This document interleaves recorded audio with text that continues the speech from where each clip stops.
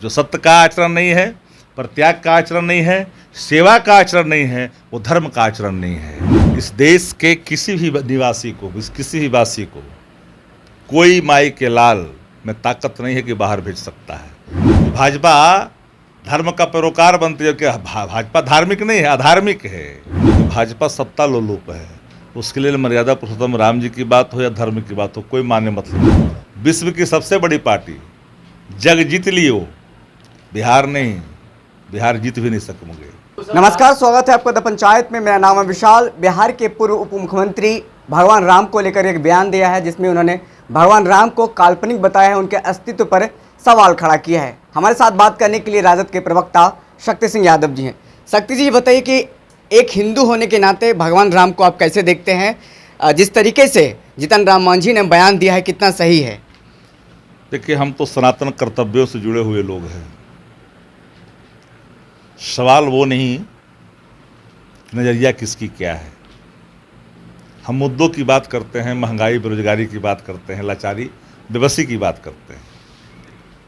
हम बात निसहायों को सहायता की बात करते हैं और अधिनायकवाद से लड़ने की बात करते हैं। मर्यादा पुरुषोत्तम राजा रामचंद्र जी का जो चित्रण है जीवन आधारित, वो कहीं न कहीं अहंकार के खिलाफ लड़ाई लड़ा है उन्होंने। सादी के प्रतीक हैं, मर्यादा के प्रतीक हैं।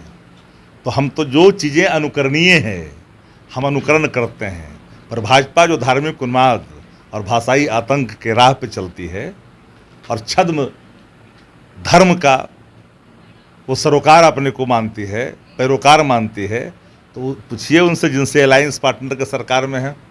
हिम्मत है, मर्यादा पुरुषोत्तम रामचंद्र जी की चर्चा कर रहे हैं तो हिम्मत है, जरा निकाल बाहर करिए। तो कौन चीज़ें काल्पनिक है कि अकाल्पनिक है, ये विषय नहीं है।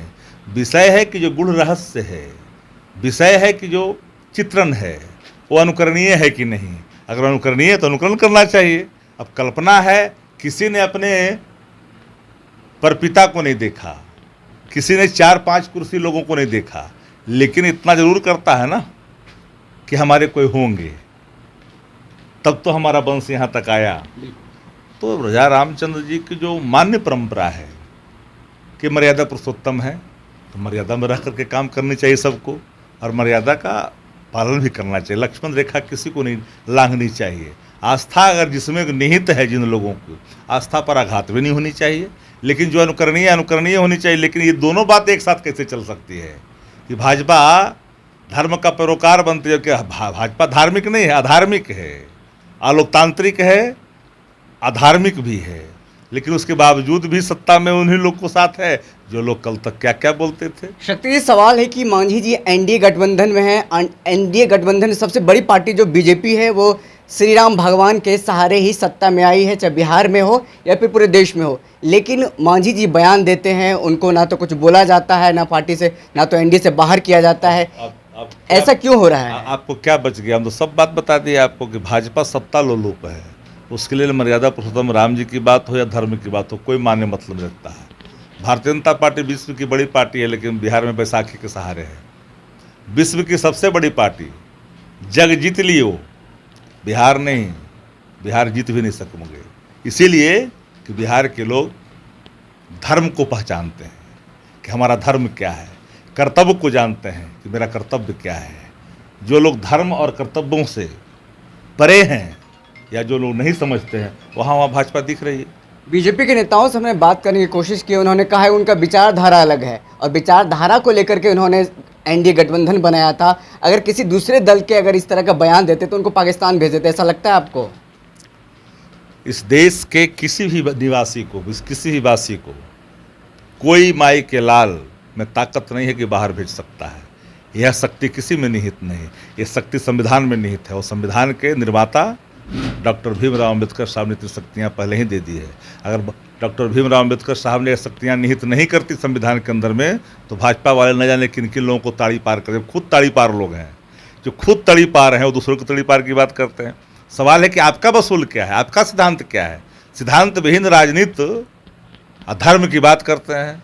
सबसे बड़ा ज़्यादा भाजपा के अंदर तो विश्व का सबसे बड़ा व्यापार करने वाला भाजपा के लोग हैं। बताइए हमको, धर्म की बात करते हैं, किस धर्म की बात करते हैं? धर्म क्या है?